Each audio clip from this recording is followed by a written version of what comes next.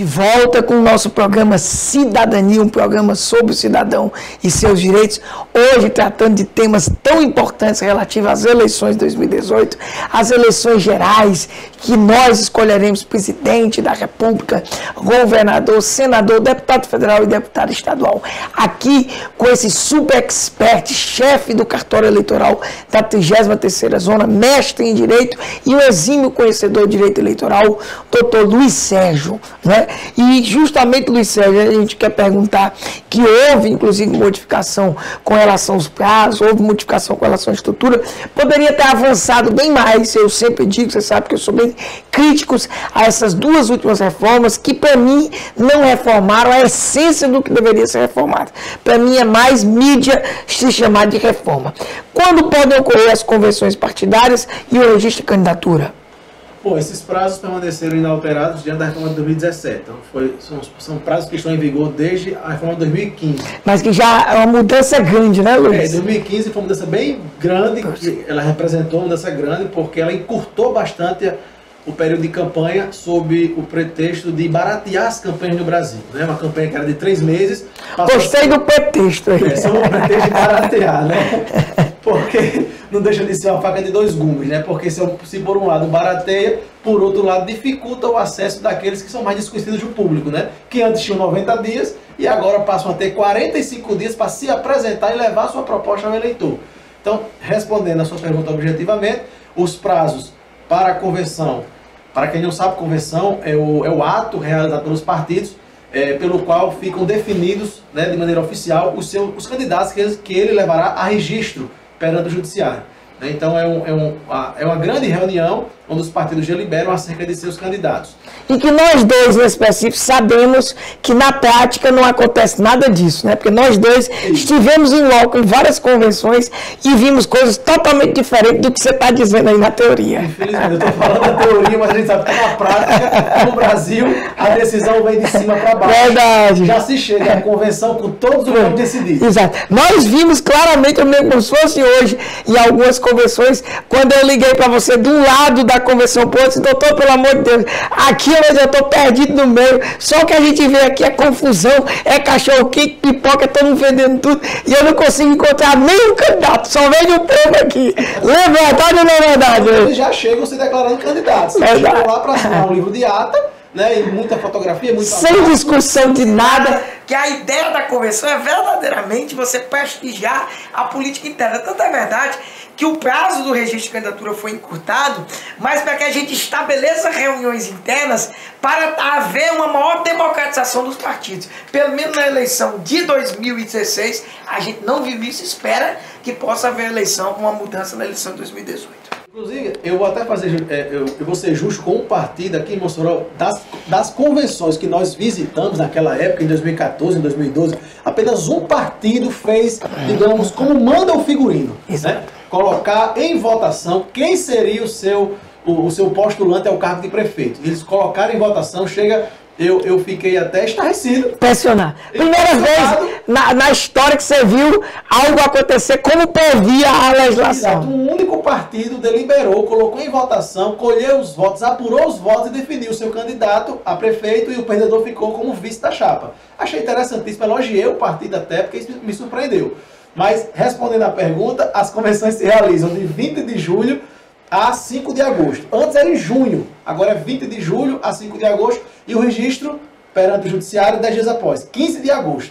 E a campanha começando na rua no dia 16 de agosto. No dia seguinte. Vejam como ela é curta, né? 16 de agosto ela começa e já se encerra antes do primeiro domingo de outubro, que será dia 7, se encerra no dia 6, no sábado. 40 e poucos dias. Luiz, e acerca daqueles prazos que aquela pessoa que já ocupa um cargo público e quer se candidatar, ela deve observar. Qual seria esse prazo? Olha, há uma tabela de desincompatibilizações que prevê afastamentos de 6 meses antes, 4 meses antes e 3 meses antes. Esses cargos que estão mais na mídia, ministros, secretários, municipais, estaduais, se encaixam todos nos prazos de 6 meses antes. Então eles têm que deixar os seus cargos até 6 meses antes, que no caso é no dia 7 de abril, 6 meses antes da eleição. Claro que aqueles servidores que são efetivos, concursados e desejam lançar candidatura, aí depende do cargo, uns são 4 meses, outros são 3 meses. Mas esses ministros, secretários municipais e estaduais que desejam disputar presidência, governo, senado, todos são 6 meses antes. Tem que se afastar 6 meses antes. Você falou aí uma palavra até bem complicada, desincompatibilizar. Significa, então, afastar-se do cargo para poder concorrer às eleições, Isso, é isso? exonerar-se do seu cargo para poder disputar um cargo eletivo. Tem meio mundo de ministros já pensando, né? E já publicizando que vai fazê-lo oportunamente. Luiz, desde a condenação do ex-presidente Lula pelo TRF, que o tema inelegibilidade, que você inclusive tem um curso de graça, Luiz liberou também. O nosso objetivo nunca foi, de um modo geral, ganhar dinheiro. O Instituto Novo Eleitoral foi divulgar efetivamente para que haja uma maior consciência da importância da cidadania.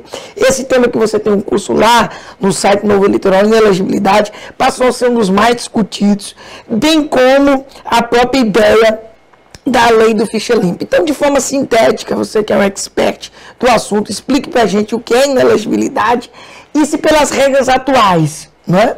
Inclusive com o próprio posicionamento hoje do Supremo. O ex-presidente Lula incide em uma das causas lá previstas no caso de inelegibilidade?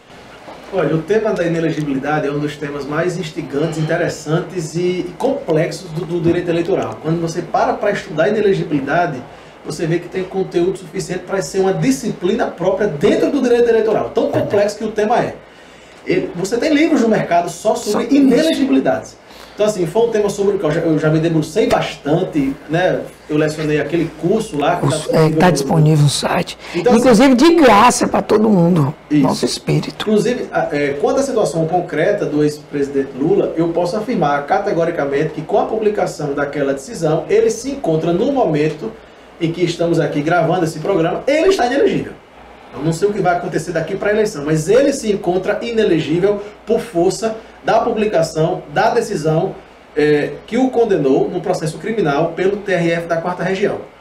Só que, entretanto, há caminhos jurídicos que possam viabilizar sua candidatura, né? A própria lei da ficha limpa traz uma possibilidade dele pleitear uma liminar junto ao STJ, não é ao TSE, é até bom que isso fique claro, é um dispositivo estranho, né?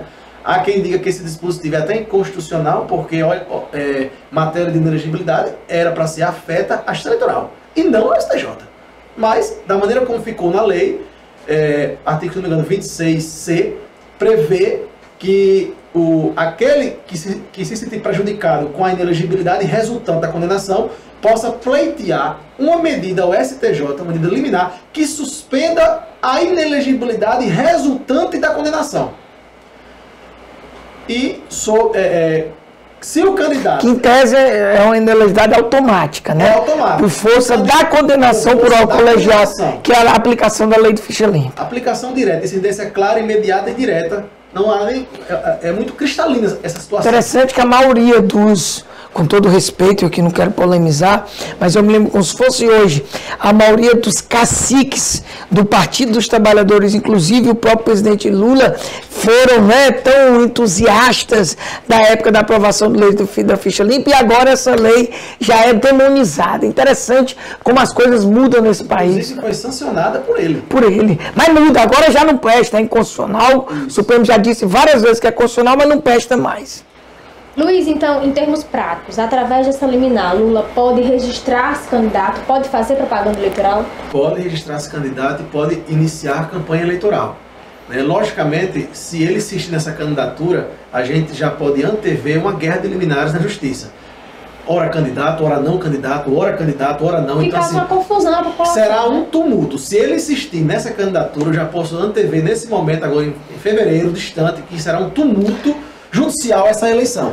Porque há um caminho jurídico, mas certamente a oposição, o Ministério Público podem contestar e isso vai desaguar no judiciário, que terá que dar uma palavra final, e geralmente essa palavra final não é dada até o dia da eleição. Então há uma possibilidade de ele ir para a urna subjúdice, os votos serem apurados para depois, imagine aí, se ele vier a ser eleito, ter o seu registro cassado porque uma decisão final foi tomada após. Então, assim, será uma eleição muito conturbada se ele insistir em querer ser candidato. É um direito que a própria lei lhe assegura, mas a gente já antevê a possibilidade de guerra de liminares no judiciário e travadas já no TSE para o Supremo. E mais uma vez, como sempre aqui, vão dizer que eu puxo muito para a justiça, mas não é, vão botar a culpa na justiça.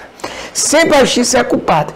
Por isso que houve até uma deturpação, Joyce, da entrevista concedida pelo ministro Luiz Fux. Porque, para mim, o que o ministro Luiz Fux quis dizer foi o que o Luiz Sérgio acabou de dizer.